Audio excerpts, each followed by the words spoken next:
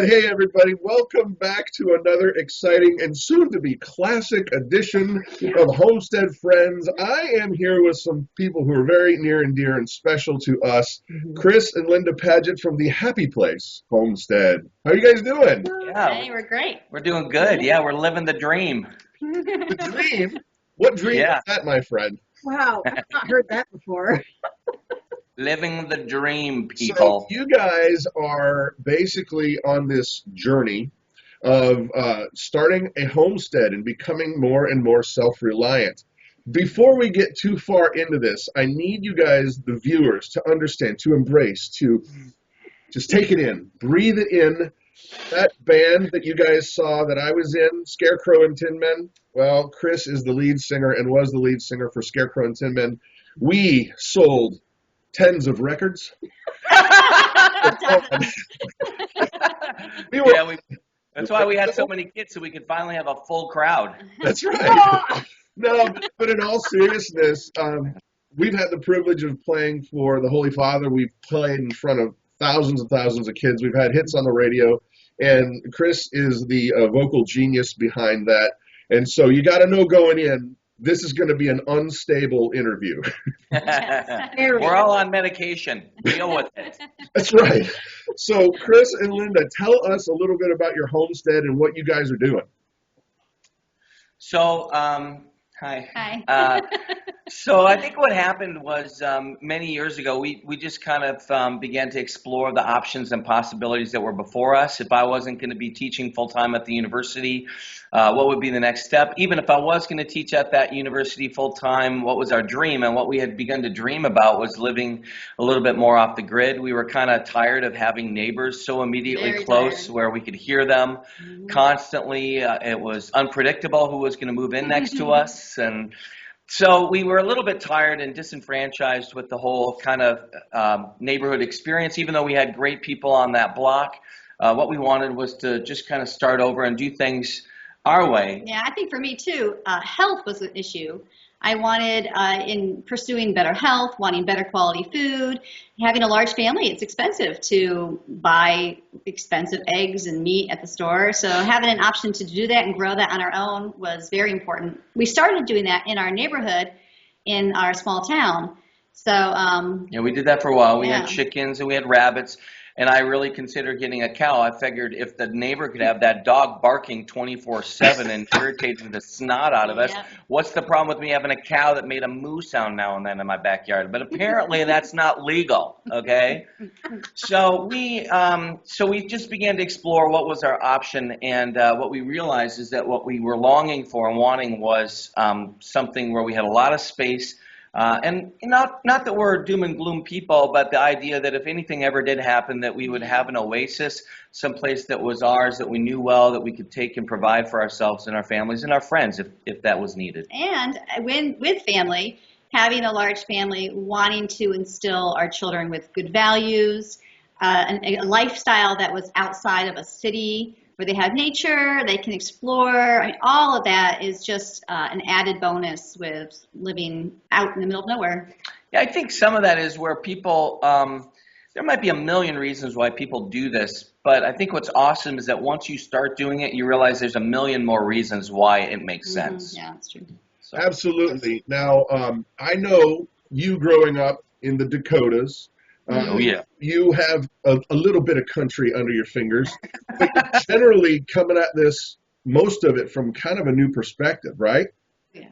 So here's what's awesome is that I've known Brad obviously forever, and Brad has always been that kind of guy that could figure out why something was wrong, why something wasn't working right, and I would stand there panicking, hoping and praying that he put the chords in the proper places, right, so that something would work. Something's there. And I swear to you, I could confuse turning on a radio. So I just was never engineer-oriented, gear-oriented. So even though I had this history and background, and my best friends, they were ranchers. My mom married a guy that was a wheat farmer in North Dakota. So we had this whole heritage. My whole life brought up in the Dakotas was hunting almost all the time, making your own fishing lures and reloading shotgun shells. I mean, that was our whole childhood.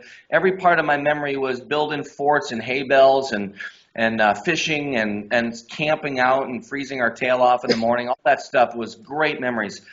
So in some ways, when I got to this part, Linda and I as adults thinking, well, let's kind of go back to that simple way of living.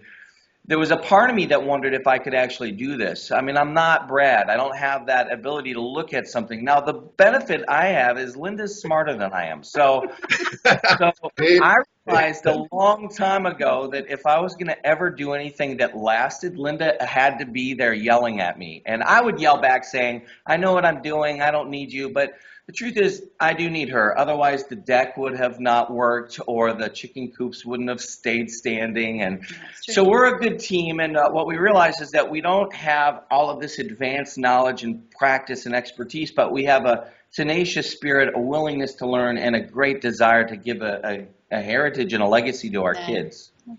Well, and I'd like to point out to the subscribers and viewers, you got to understand, going over to the Happy Place Homestead is going to be a blast. They don't have a whole lot. They don't have a whole lot of videos up there yet, guys, but I got to tell you, I laughed out loud at least 4 or 5 times. Oh, my gosh. And you guys are going to put a healthy amount of humor into this. And you know what? There's a lot of the self-reliant people that are just like, geez, oh, Pete, what got broken up inside of you? Just calm down, you know? It's like, just sit down, people, you know? I mean, get out your tinfoil hats. Here we go. But you guys got to know that it's going to be a fun experience to go along with the Pagets on this ride. But now the question I have is, because you guys do have a large family, and I know when it's like, you know, time to do entertainment, you guys are all about role play. So tell me about your Dungeons and Dragons experiences. It's so funny that you did ask that, because truthfully, no way. No, the last few this years, was a joke. we were really in a we called it Geek Night. So for the last like 5-6 years, we did role playing games. But, Chris, all of the country people are clicking away right now. But the games we were playing were like about farms. No, jarts. It's like full contact jarts. It wasn't Dungeons and Dragons. It was like fields and cabins. Yes, everyone gets a stick. Put a bag on your head. Run around. Well, look, the truth is that we do have a lot of things that are entertaining that we do on the homestead. So one day I'm hanging out at my house, and my kids were so excited. They came and they're like, Dad, there's like 20 turkeys out in the backyard. And it was close enough to turkey season to not care, if you know what I'm saying. Oh, yeah. And I mean to say, I ran, almost had a heart attack exercising as I went from one room to the other. And I got my gun, my 20 gauge, and this is a true story. So I hadn't hunted since I hadn't really officially hunted since I was like 16 when I left South Dakota. So I mean, I had a good idea, and I shot the gun to make sure it works, and I'm ready to roll. So I go out there, and I finally, after yelling at the dog to get back in the house and yelling at my kids to quit following, making fart noises as we go to get this massive hunt underway, I finally get this turkey in sights, and I click, and I had forgotten to actually load the stupid shell in the chamber. So it was like the great epic farm god for you shook their head in complete disappointment. Oh my gosh.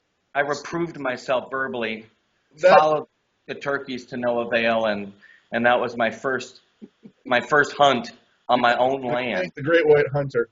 So Linda, tell me some of the stuff that you guys are doing and some of the stuff that you have planned. Oh my gosh, planned. We have pages and pages planned. Because we had chickens when we moved, we had that already established, and we had this coop. Well, it was really a shed that we made into a coop. So we have chickens. We have goats, which really, I tell the kids, the goats are we call them practice at this point. They're just practice for larger livestock animals, real farm animals. They really are turned into pets at this point. They're lawnmowers and pets.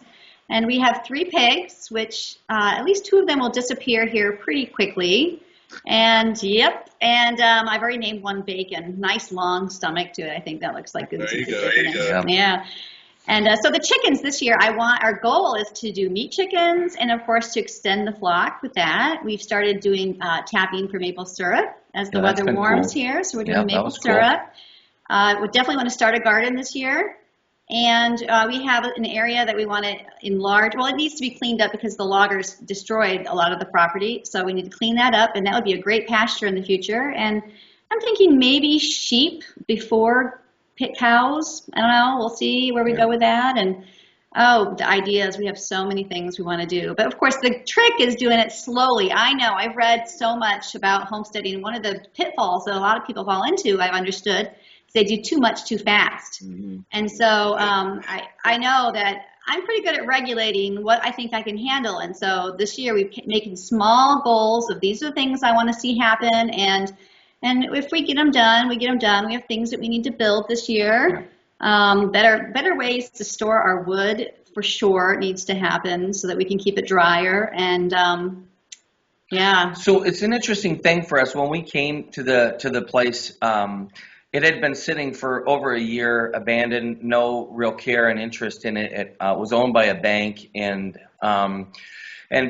when we bought the property, we knew that there was going to be a lot of immediate work that we had to do on the house itself. And so we've had a lot of pretty epic crises. One, nobody ever addressed and dealt with the septic system. So we had actually septic coming into our yard, and we had it overflowing. And I think that that's the reason that it ended up eventually making its way into the well. And we had been told that the well was clean and that we didn't have any problems, but then they did another analysis and found out there was E. coli in the well, which from what we heard is not good. It's relatively common. Water hole. It was unbelievable how much I think that people had lied to us about disclosing information and what hadn't been done. Banks never tell you that. They don't make stuff up. That's it. All they're interested in is making that money, and it's a weird thing for us when we're a family and you have to have a lot of trust. You have no other alternative. You have to kind of take some things at face value and that people will be reputable, but they're not always that. So we got on the property and we had, massive electric issues where, of course, the National Grid people decided they don't cover where it was broken. And so we've had to have huge overhauls in electric and septic. And so that's where most of our time has been spent. I did a lot of cutting of wood and splitting this summer. Prepping for winter. We knew we had one main goal, and that was to cut enough wood that we would be warm enough this winter. And I think we're actually going to pull this off because where we are now, it's had a remarkably tame winter, comparatively speaking. So when we think about projects in our future, there are some huge major firsts that have to happen. We have to get a pretty decent shed for the wood, and we have to get a pretty decent barn built in the near future so that we can store hay, really. Yeah, that's kind of the big thing right now. Yeah. So just one little tip for you on your firewood. A good friend of our channel, his name is Eric at Life and Farmland channel, and this guy is like the Da Vinci of firewood. That's awesome. It's ridiculous. Yeah. He makes things that look like huts and houses, and the snow just comes off of them, and you got to have the right moisture meter, and he's ridiculous. He's funny. He's totally the Da Vinci of firewood. But so now, give me a good humdinger like story that you got in over your head, and oh my gosh, I can't believe we did this. Well, I think almost the move itself was that. I had in my mind, no big deal, we'll just move. We've been in one place for 13 years, and just let's go live our dream. Why not? And everybody, of course, thinks we're crazy. So we pack up multiple trucks, trailers, because after 13 years, and we have 9 children, we have 5 girls and 4 boys, so we're very fertile. And so that's the first commandment, right? Go make disciples. I don't know if there'll be a video on that, but anyway, so we long and the short of it is that move about killed us. And I think partly because when we came to the land and you start to realize, okay, loggers had come on our property. They had literally just destroyed so much of the land. And just looking at the daunting work that was before us. That was overwhelming. And I think what I realized for me is it's not that I'm upset that there's going to be work and difficulty. That's kind of part of the reason that we moved there. We wanted to be in a place where we could explore what it is that we were loving and wanting to do. I think what's frustrated me and has been the overwhelming reality is that there's so much I don't know how to do. And so it's been really kind of neat to lean on the community of people, the preppers and the homesteaders and all these guys and gals out there that are living this dream with us to know, we're not alone. And we literally are really starting from scratch. I mean, you can't take that small little knowledge I had growing up in the Dakotas and say, okay, I'm good to go. Because everything's changed so much in all of those years. I'm a different person, and it's just a lot of work before us, but we're excited. I mean, I think for me, I love the hard work. I love building. I love the construction. I love gardening, all that stuff I just really love. But what I think is the most exhausting part for me so far has been the learning. I'm too old in some ways, I think, to keep learning so much on a daily basis. And I feel that if I have to research one more thing, Chris keeps bringing home animals, and I have to think, okay, well, how do we feed them? How do we feed them? How do we house them? What do you do with a yak? So I mean, I'm the one who's doing the reading and the study and trying to figure out how to do this, and then this is what we need to do. And I love the learning, but it's mentally exhausting.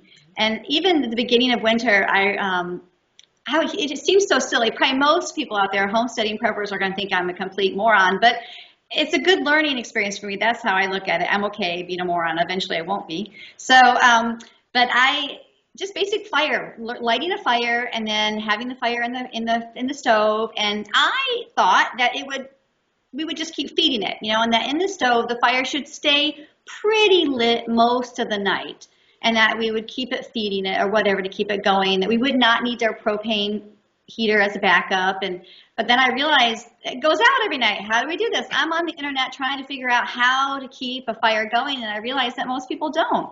Most people, if they have some form of backup heat, use that backup heat in the winter or in the dead of the winter, in the dead of the night. And so I just thought, okay, well, maybe I'm not such a loser, because a lot of people don't worry about keeping their heat going all night long.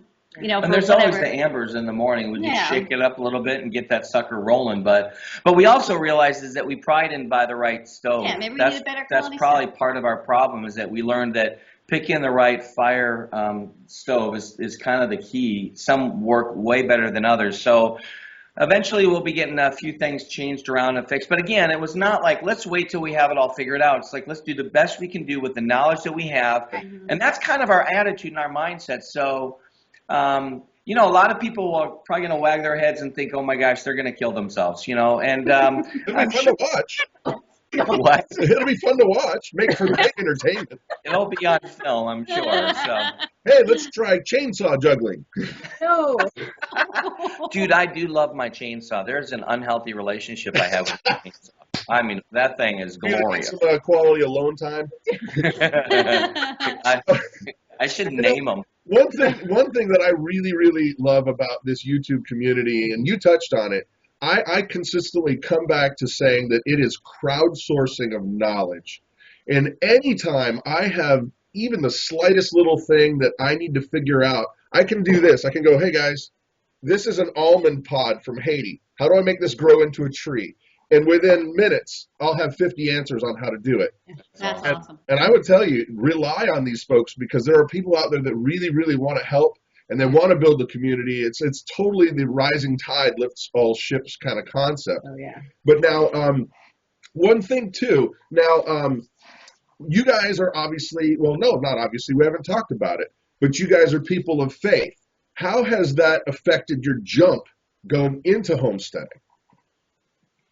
Well, that's an awesome kind of question for me, because here's what happened was that a number of years ago, I went and I visited New Zealand. Had nothing to do with role playing, but I did go to Hobbiton, and I got a chance to see that. It was pretty awesome. But the long story is, I met this guy named Jamie, and Jamie was talking to me about this growing community that was happening, and it was basically this idea of people just engaging and disconnecting from the cities and from the kind of the government kind of dependency, and really trying to make a move towards getting away. And it was very appealing to me, and I think it resonated with me, with my childhood and all the memories that I had. And long story short, I kind of felt like, here's what it was, is that I think in the end, when we made this choice to go, it had nothing to do ultimately with, does God love us better if we're living on a farm? It wasn't that. It was like, I know how to play a video game with my kid, and I get the fact that we're all connected on our phones and all that stuff, but there's something about taking my sons out and showing them how to fix a pen that's broken down, know how long it, like that rabbits that rabbits like to get it on, and that they ovulate at penetration. And I mean, in some ways, the idea of learning how long an animal has for gestational periods, how to take care of a baby, that their lives depend on that, seeing the beauty of death and the beauty of life. And so those were the memories that I wanted to have with my kids, and I knew I wasn't going to have it in the home. And I think it was just this long journey of realizing, what is it that I want? What kind of legacy do I want to give to my kids? Yes, faith is absolutely a part of that, but I wanted them to get back to kind of looking one another in the eye and realizing that, I can help you, you can help me, and just there's something beautiful about the person, and that's kind of that. I think ultimately it's seeking a simpler life. And so in a simple life, you have less distractions, you have a basic faith and a trust in God, and I think it's just, that's what we want. We want to bring calm life down, slow it down, make it simpler, focus on family, focus on faith, focus on our health, and just be in the creation that God made, and, just simple. Yeah. That's now, this might be coming from a little bit left field, but all your questions are freaking me out, man. I don't have all my answers right here, so. Jojo, the idiot circus boy. Okay. No, we were in a band for a long time. We've met people all over the world. You continue to travel, and you know people everywhere. And I have been finding in my personal life that about the last 4 to 5 years, completely disconnected from other folks, if you get on the phone and you call somebody you haven't talked to in a while, that they kind of are being switched on or woken up to the fact that there's something really, really wrong in our country, and that society is getting ready to hit a brick wall. Are you finding that too? Oh my gosh. Oh, I feel that very much. The sense, I'm not a conspiracy person, but I do feel this urgency to get somewhere safe in a way. That I have friends who long to move to Florida, and I say, you go ahead, you go with all that population. I'll head north away from the population. Thank you. I'll take the snow. But I think that, and I also find that in our journey, sharing our journey, we have run into many people who they open up and share that this is something they're longing for too. That a lot of people are, and again, I think a lot of it has to do with a simpler life and just the craziness in the government and in the world, the society. They're longing for something easier and simpler.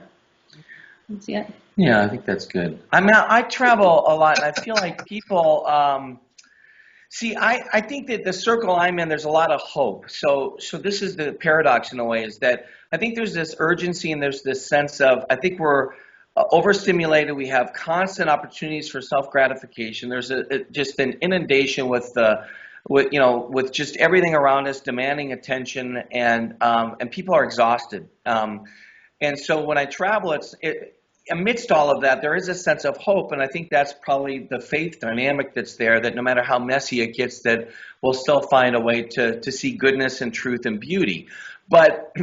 But there is, I think people are like amazed at that we actually did what we wanted to do. And this is us in a nutshell. Like, we literally left everybody that we knew, even family members, to do this dream. And because in the end, what we wanted the gift to be to our kids is that you can't just talk about something all the time. If you want to do it, then you have to start moving. And the worst case scenario is we say, oh my gosh, I'm overwhelmed. Let's start over somewhere else. we feel like we found where we belong, and this is our story. I mean, that's the Happy Place Homestead. Doesn't mean that everything is happy, but we find joy even in the difficulty and the struggle, and I think that's kind of our heart, anyways. It's our happy place. This It is is where our we happy have place. found peace. That is awesome.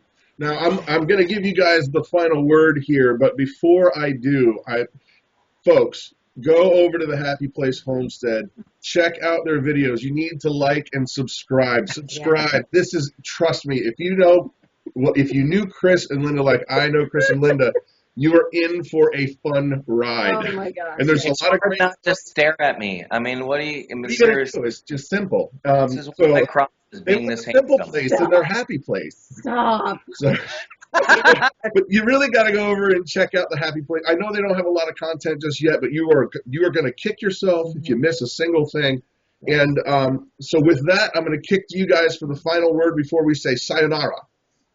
Okay, Linda. Sayonara. I don't speak Greek. You go ahead. Yes, I think our tagline that we've used over and again on our videos is that we have learned so much and yet we have so much to learn. And I think in a lot of ways that summarizes how we feel about our journey in homesteading, that we're excited about learning. We're not afraid of that. We're not afraid of mistakes. Yes, it's frustrating, but ultimately we're excited about this journey that we're on. And we're not pretending to have all the answers, but and like Christa, I think the majority of the people who are inspired by our story that we run into, it's because we've grabbed a dream and pursued it. Now, we're not doing that dream perfectly right, but we're pursuing a dream, and we're going to keep doing this, and we'll learn along the way. And I know in the end, my kids will benefit beyond a doubt from this journey. They may grumble about carrying in wood and all the sort of things they have to grumble, but in the end, they will be made better people for this, and we will be made better people. And again, I love nature, living surrounded by woods, and it just makes me happy, and the peace we feel. Yeah. You know, speaking of peace, Here we go. I'll tell you what has brought me a lot of not peace, and that is the internet. So you're going to look and see, I'm in this weird room here. I had to go into town to a church and sit in their conference room because we can't get internet that works worth a darn, okay? It el suckos. And so, like, let's go off, live off the grid, all right? We can't wait to let everybody know. Oh, we can't let anyone know. Wait up till 2 in the flipping morning before this stupid satellite thing decides to work, okay? I'm paying the most amount of money you can pay for a service that stinks. So one of my big hurdles is we share this journey is figuring out how to get proper internet. So all of you YouTube stallion and stallionettes, please feel free to help me. And look, I already talked to Time Warner Cable, and guess what they said to me? If you want to have a little internet, you gotta basically, am I talking too loud? It makes me passionate. Your blood's boiling. I can see Garth, it. your pills, Garth. Your pills. $55,000 they want me to pay. I'm about to go crazy. That's how much they said. $55,000. In all honesty, I seriously think you should consider carrier pigeons instead of the internet. There is a lady right down the road that wanted to give me homing pigeons. For real? For real. And you brought them home, didn't you? Why didn't I take them? You kept yelling at me because I kept bringing home animals. Oh, but we wanted to do homing pigeons. What are you going to do with homing pigeons? What? What are you going to do with homing pigeons? Eat them? We're gonna let them fly and then come home. Duh. Apparently, we have to have a reason for having animals. We don't have to have a reason for having animals. Of course not. They don't cost any money and food or anything. They're just there. They just exist. I know. What? They're birds, right? They'll eat hardly Were they anything. white? They were white, right? Yes. You can try those. Racist. Well, they're used as doves in weddings. Homing pigeon, white homing pigeons. Yeah. Anyway, long story short is we're living the crazy dream. So enjoy the journey with us. You guys are truly living La Vida Loca. So with that, that's a good salad dressing. It's Ricky Martin. So I am Brad, and this is Christa from the Big Family Homestead. Do not miss out on the Happy Place Homestead, or Chris will send homing pigeons to your house to taunt you. All right, bye guys. Thank you.